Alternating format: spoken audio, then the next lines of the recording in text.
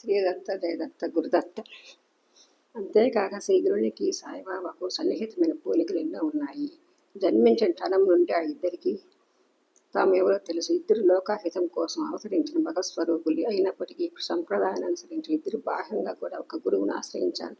శ్రీగురుడు శ్రీశైలం అంతర్ధానమైనప్పుడు తమ శిష్యులకు పూలు ప్రసాదం అందజేసి వాటిని ప్రాణప్రదంగా ఉంచుకోమని చెప్పారు. సాయిబాబా తమ గురువు ప్రసాదించిన ఇటుక రాయినాలని పవిత్రంగా ఉంచుకున్నారు. అది విరిగిపోయిన కొద్ది కాలానికి ఆయన కూడా శరీర త్యాగం చేశారు. ఆయన తమ గురువు ఒక బావిలోనికి తలక్రిందులుగా వేలాడదీసినట్టు చెప్పారు.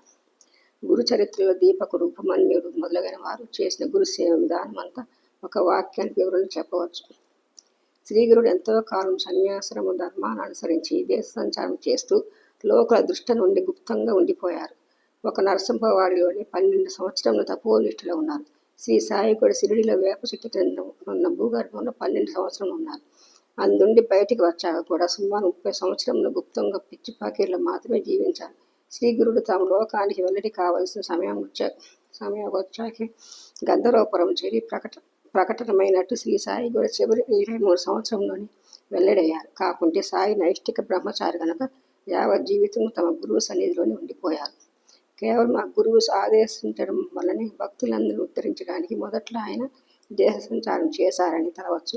శ్రీగురుడు సంగమానికి వెళ్ళి రావడం నిత్యం మహోత్సవంగా జరిగినట్లే శ్రీ సాయి రోజు ఇంటికి రావడము, రోజు విడిచి రోజు చావడికి వెళ్ళడం గొప్ప ఊరేగింపుగా జరిగింది.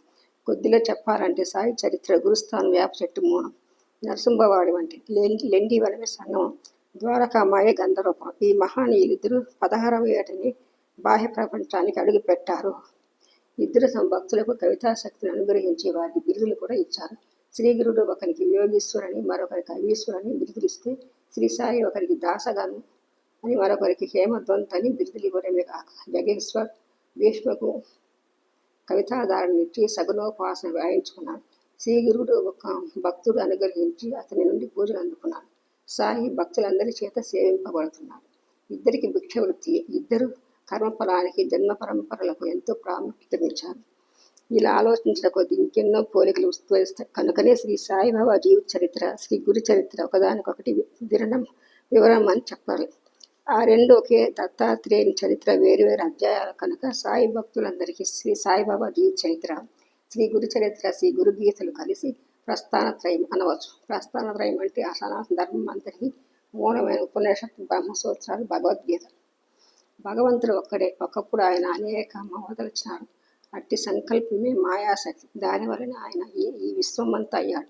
ఇలా సర్వాన్ని సృష్టించడం వలన ఆయనే బ్రహ్మ అని, ఈ విశ్వాన్ని పాలించడం వలన ఆయనే విష్ణు అని, సకాలంలో సృష్టిలోని రూపాలను ఆయనే నశింపజేస్తుండడం వలన శివుడని అన్నారు.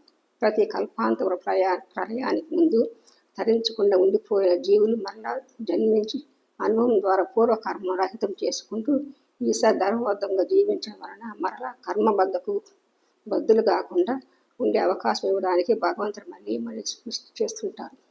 ప్రతిసారి సృష్టితో జన్మకు వచ్చే జీవుల కర్మబద్దులు అవ్వకుండా జీవించగలడానికి మార్గం కూడా ఆ భగవంతుడు ఏర్పాటు చేశాడు. అందుకే ప్రతిసారి మొదట మహాయోగులైన సనాకాది బ్రహ్మ మానసపుత్రులను, తర్వాత మహర్షులైన వశిష్ఠాది ప్రజాపతులను సృష్టిస్తాడు. మరలా అటువంటి ఋషుల ద్వారానే వేదాలు, శాస్త్రాలు, సదాచారం అనేక జీవులు ప్రసాదిస్తాడు. ఈ విషయం నిత్య జీవితంలో అనుక్షణం గుర్తుంచుకొని అటువంటి దీక్షతో మనం జీవించగలడానికి సాధనంగానే మనం గోత్ర ఋషులను ప్రతి కార్యానికి ముందు సంకల్పంతో భాగంగా పెద్దలను దర్శించినప్పుడు చెప్పుకోవడంలోనూ స్మరించడం ఒక సదాచారం మహర్షులు నిర్ణయించారు. శ్రీదత్త జయదత్త గురుదత్త.